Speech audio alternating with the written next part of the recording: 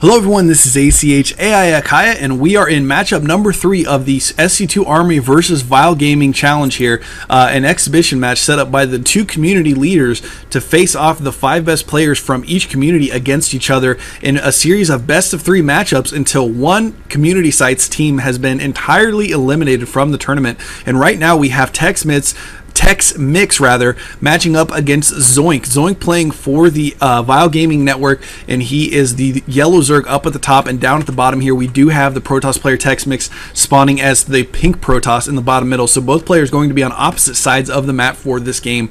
And as you can see, the Overlord for Zoink moving out to that right base is going to immediately know that Texmix is not over there. And Texmix, it looks like he is going to go for the a very typical build on Lost Temple for Protoss players. This is kind of the StarCraft 2 equivalent of the Forge Fast Expand, where you build your first few base buildings out here by this entrance. This choke is a little bit wider than the ramp choke that you have right from your main base, but if you can put down a couple gateways or gateway cyber cores, stuff like that, you can actually block off a majority of this entrance and hold it relatively easily against any early assaults. But a couple things I did want to mention about this tournament: I did a little bit more reading about the rules of the game, and as I mentioned earlier, I wasn't aware of how the map selection was set up, but it looks like both players just agree on the 3 maps before the game starts. So both players decide before any of the games get underway what maps they're going to be playing.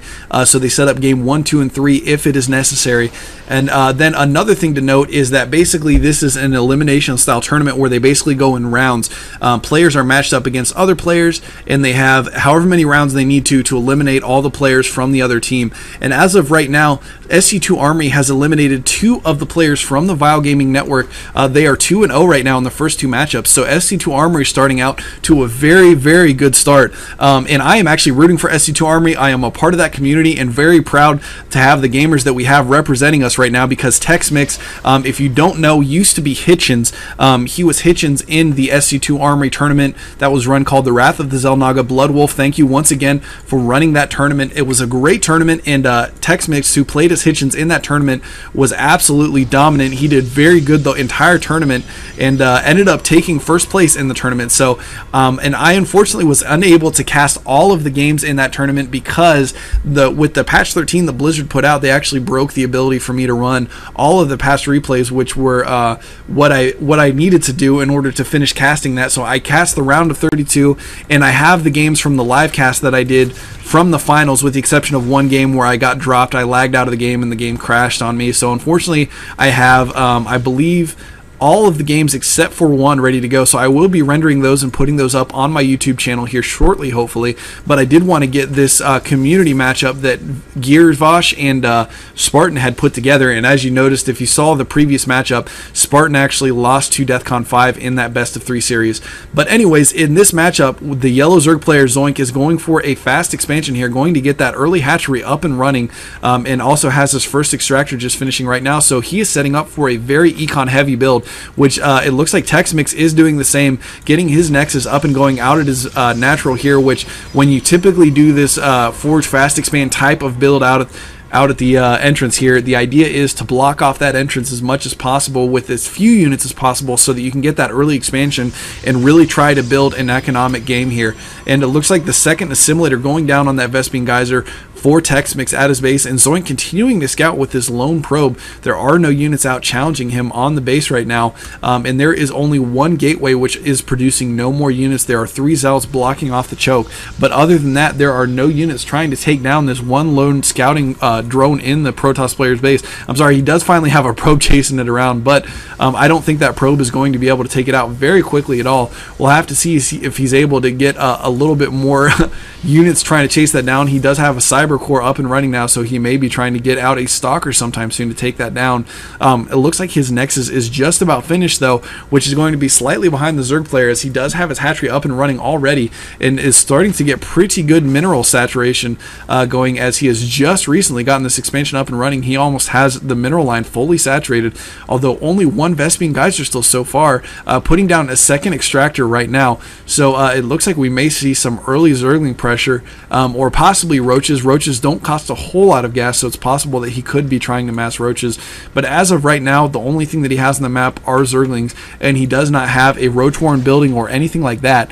Taking a look at the production overlay here, we can see that he is researching the speed upgrade for his Zerglings, and he is starting to get his layer right now. So he's going to be moving that tech forward, and a Stargate coming down for the Protoss player right now. Unfortunately, the Zerg player Zoink was able to scout that, so he's going to be aware if Texmix tries to get any Phoenix, but no, he does a tech switch immediately after the drone is killed. He saw the Stargate, canceled the Stargate, and it looks like he is putting down 3 more gateways. So he is going to try to switch to a 4-gate push, which can be very powerful if it is not scouted, which it looks like Texmix actually killed that scout in perfect timing right after he started that Stargate, allowing him to get those additional 3 gateways down very quickly.